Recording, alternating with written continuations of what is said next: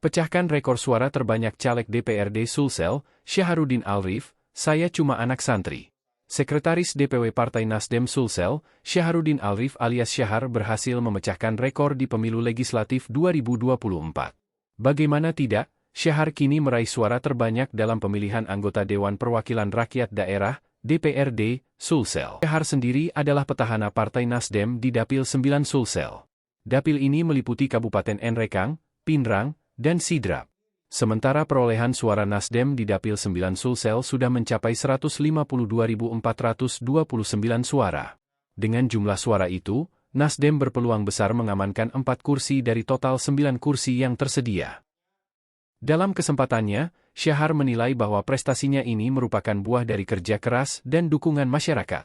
Utamanya kerja-kerja keras dari kader Partai Nasdem Sulsel di bawah komando Rusdi Masih Mapasesu. Wakil Ketua DPRD Sulsel itu mengaku dirinya hanya merupakan seorang anak santri.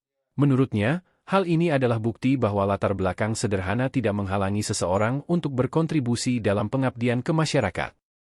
Kalau caleg yang baru datang menawarkan ke masyarakat, baru memperlihatkan dirinya lewat baliho, kemudian ya mau pemilihan memberikan money politik ke masyarakat.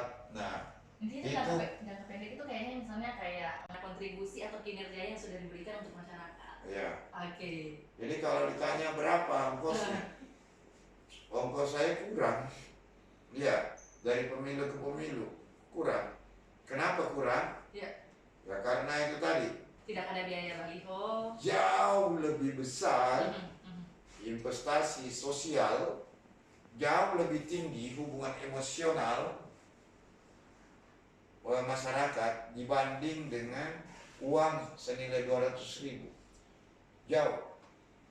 Kan? Ya. Nah, itulah yang membekas dan membumi.